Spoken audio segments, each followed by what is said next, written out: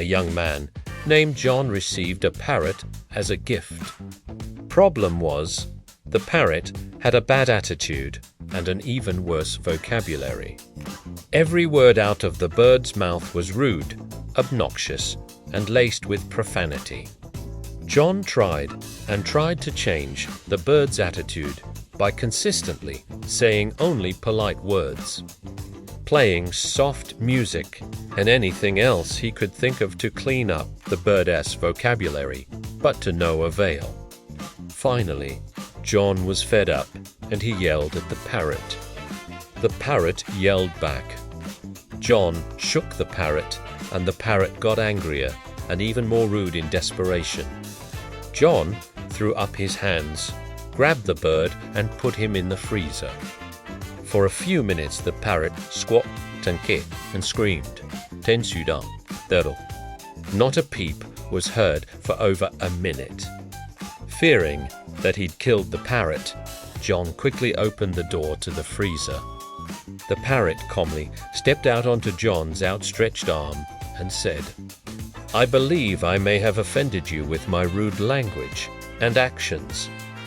I am sincerely remorseful for my inappropriate transgressions, and I fully intend to do everything I can to correct my rude and unforgivable behavior." John was stunned at the change in the bird's attitude. As he was about to ask the parrot what had made such a dramatic change in his behavior, the bird continued, "May I ask what the chicken did?" A woman from Sheffield walks into a pet shop and sees 3 parrots for sale. One is £500, the second one is £450, and the last one is only £25. She asks the shopkeeper, "How come that last one is so cheap?" The shopkeeper replies, "Well, I actually rescued it from a brothel down the road. It spent all its life in there and I just want it off my hands now so it can go to a loving home." The woman feels sorry for the parrot and decides to buy it. She takes it home, and when she puts it in the living room, the parrot looks around and says, "Oh wow, a new brothel." Then her 2 daughters walk into the room and the parrot squawks, "Ooh, fresh new girls." Then her husband walks in, ... The parrot looks shocked, starts to squint its eyes and says, "Chuffing hell, John. Fancy seeing you here, mate." One Sunday afternoon, a woman nervously approached her priest. "Father," she said, "I have a terrible problem. I own 2 female parrots, and they only know how to say one thing." The priest raised an eyebrow. "And what do they say?" The woman sighed, embarrassed. "They say, 'Hi, we're hookers. Do you want to have some fun?'" The priest nearly choked. "That's outrageous," he exclaimed, but after a moment of thought, his face lit up.